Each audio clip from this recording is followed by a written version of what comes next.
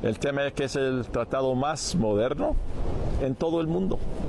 Es una gran herramienta para consolidar a América del Norte como una potencia económica, una potencia que cuida a su gente, protege al medio ambiente y promueve las energías renovables. Nos ayuda a mejorar las condiciones laborales de los trabajadores y la protección de sus derechos. Nos ayuda en muchísimas cosas.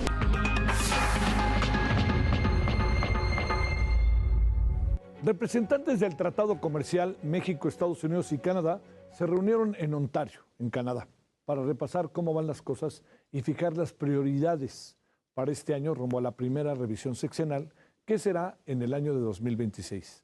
¿Quiénes estuvieron? El subsecretario de Comercio Exterior de México, Alejandro Encinas Nájera, el viceministro de Comercio Internacional de Canadá, Rob Stewart, y la alta asesora de la representación comercial de Estados Unidos, la señora Cara Morrow. Bueno, a propósito del TMI, de este tema, pues hay una serie de normas que han chocado de frente con la política energética del presidente López Obrador. Las quejas de Estados Unidos y Canadá vienen de las ventajas otorgadas a la Comisión Federal de Electricidad por encima de compañías privadas. De hecho, hay procesos abiertos porque ambos países se quejan de que México viola al menos 4 artículos del TEMEC en materia de acceso al mercado de inversiones y empresas paraestatales. No es un asunto tan sencillo, ¿eh? O sea, una cosa es que no se esté hablando de ello tan abiertamente, pero y otra muy distinta es que pase de largo. No pasa de largo, ahí está junto con otros temas.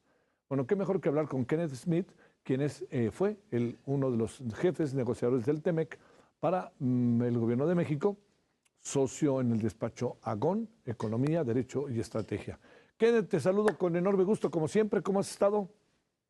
Muy buenas noches, Javier. Como siempre, un gran placer estar contigo y el auditorio. Gracias. Bueno, Kenneth, hay muchas cosas que platicar. Primero, hay muchos pendientes en el TEMEC derivados de políticas internas de México que pudieran en un momento dado explotar, para decirlo metafóricamente, en Estados Unidos y Canadá, y que tengamos ahí diferencias y que tengamos que debatir y discutir. Está muy lejos el 2026 si quieres, pero hay cambios de gobierno, hay muchas cosas que están ahí. ¿Cuál es tu reflexión sobre eso? Mira, en términos generales, el TEMEC está funcionando y está funcionando muy bien para lo que fue negociado. Es decir, promover los flujos comerciales, generar atracción de inversión en la región, combinado con este fenómeno de nearshoring, de recortar la distancia en las cadenas de valor de las empresas que invierten en diferentes partes del mundo. Eso está beneficiando a México. Vamos a tener para el cierre del 2023 prácticamente más de 850,000 millones de dólares en comercio bilateral con Estados Unidos y vamos a rebasar 43,000 millones de dólares más o menos de inversión extranjera directa. Son cifras muy robustas. Pero como bien señalas, hay irritantes. Y es normal que en una relación de este tamaño, de esta magnitud, existan diferencias comerciales. Lo que hemos visto, desafortunadamente, en los últimos, pues ya prácticamente 3 años, que estas diferencias se dan en sectores estratégicos, sectores muy importantes para la economía de los 3 países. Ya hay un panel en materia de maíz transgénico con restricciones que pretende imponer el gobierno de México al uso del maíz amarillo de origen transgénico proveniente de Estados Unidos, del cual dependemos enormemente para nuestra seguridad alimentaria. Ese panel ya se solicitó y en algún momento en este año debe arrojar la decisión. Señalabas el conflicto de energía, que es algo que se deriva de esta ley de la industria eléctrica que se aprobó en el 2021 y que en efecto, como bien señalas, contiene elementos que ya por la sentencia de la Corte Suprema, de la Suprema Corte el día de ayer, pues se declara inconstitucional. Se declara contraria a los principios de competencia y libre concurrencia. Esto tiene un impacto en la disputa con Estados Unidos y Canadá. Veremos cuál es su reacción, pero lo que ha hecho Estados Unidos es proceder con mucha cautela en estos últimos, pues ya 3 años, para no solicitar un panel en materia de energía. Pero el hecho de que la sentencia haya salido de la Suprema Corte, pues obviamente echa para atrás, es un duro golpe para la administración del presidente López Obrador en estos intentos de generar una contrarreforma energética en contra de las reformas constitucionales del 2013, que por cierto están plasmadas en el TEMEC. Echa para atrás esa reforma, pero ahora respecto a Estados Unidos y Canadá, ¿cómo van a reaccionar? pues va a depender también de la reacción que tenga el gobierno de México respecto a esta sentencia. Y estamos viendo pues una postura que ha tomado el presidente donde dice que va nuevamente a enviar un paquete de reformas constitucionales al Congreso de la Unión que incluya nuevamente tratar de eliminar la reforma constitucional del 2003. Entonces, la controversia con Estados Unidos va a seguir. Ya veremos si por presiones electorales en Estados Unidos deciden eventualmente ya solicitar el panel, ya lo podrían hacer, ya terminó el periodo de consultas conforme a las reglas del TEMEC. Y esto, por supuesto, podría tener consecuencias muy importantes en términos de represalias comerciales multibillonarias en contra de nuestro país, si es que solicitan el panel y si es que lo perdemos. Por los tiempos, esto ya estallaría probablemente en la siguiente administración, pero sigue siendo un riesgo importante para nuestro país. Se pone, no en entredicho ni de broma, ¿no, Kenneth? Pero se puede poner tenso cosas en el TEMEC con el proceso electoral mexicano y el proceso electoral estadounidense ante la eventualidad, bueno, pues de Claudia Sheinbaum, Xochitl Gálvez o allá Joe Biden, pero sobre todo diría yo Donald Trump. Sí, sin duda.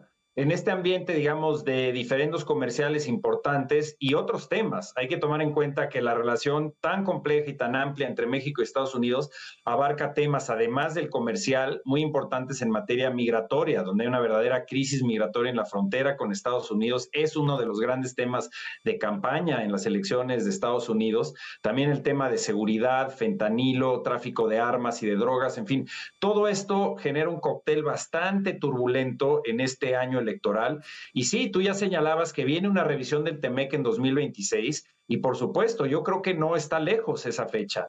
Para todo lo que se tiene que hacer en términos de cooperación con Estados Unidos y Canadá, reducir al mínimo, digamos, las disputas comerciales que estén abiertas, ya sea en panel o en consultas, va a ser muy importante para esta revisión del 2026.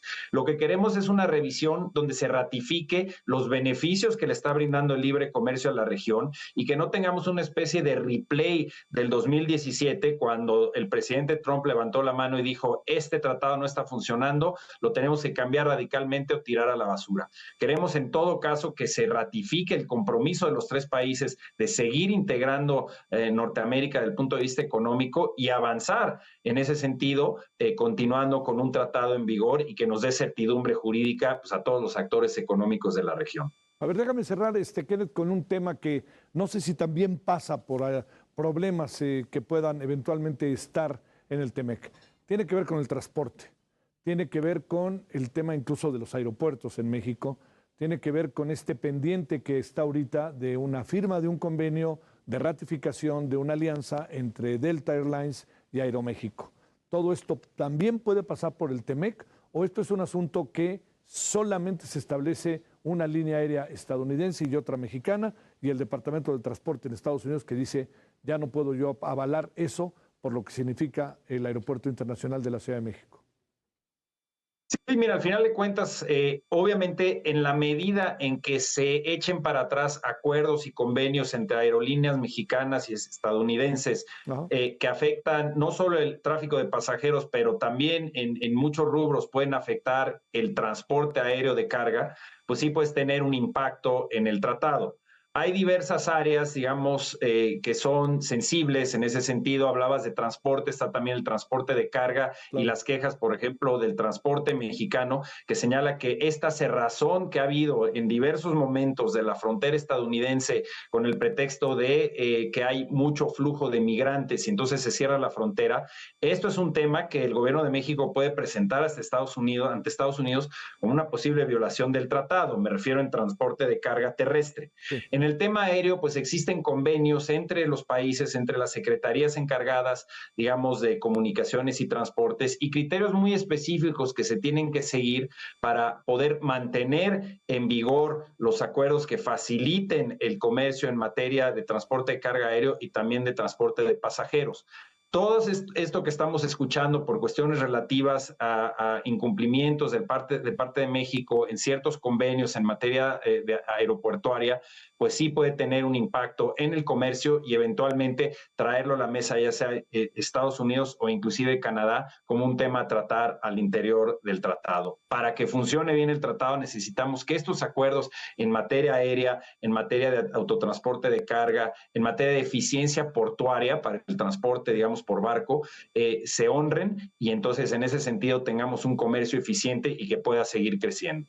Sé que está lejos y cerca, como diría Plaza Sésamo, ¿te acuerdas? Cerca, lejos, el 2026, pero digamos, de aquí al 2026, el TEMEC, de no ser que los tres países lo quieran, no hay por qué abrirlo.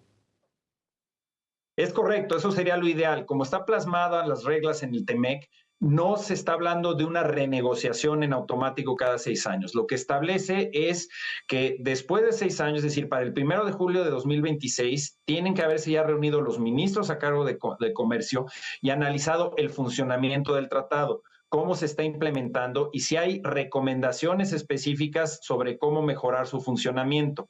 Por supuesto, depende de la interpretación de cada uno de los líderes y de los ministros de comercio sobre qué significa esta revisión. Yo creo que lo más saludable es que los países trabajen en conjunto, los tres, para tener una revisión del 2026 que, repito, ratifique que tenemos un tratado que está funcionando, que no se reabra una renegociación, porque el ambiente político que vamos a tener es complicado, sobre todo, como ya lo decías, si llega el presidente Trump a la presidencia de Estados Unidos y que se empiecen a mezclar temas de carácter migratorio, de seguridad, que vayan a entorpecer o a complicar esta revisión del 2026. Lo mejor es mantenerlo como está, ratificar este compromiso de seguir integrando América del Norte y, como están establecidas las reglas, cada 6 años se revisa y si están de acuerdo los tres países en continuar en ese sentido con el tratado, se relanza durante 16 años más. Entonces, así es como se va haciendo de manera periódica con revisiones cada 6 años. Y eso sería el escenario ideal. Kenneth, te mando un gran saludo, como siempre, y mi agradecimiento. Muy buenas noches. Está bien, muchísimas gracias. Siempre es un gusto estar contigo. Gracias, Kenneth. Buenas noches.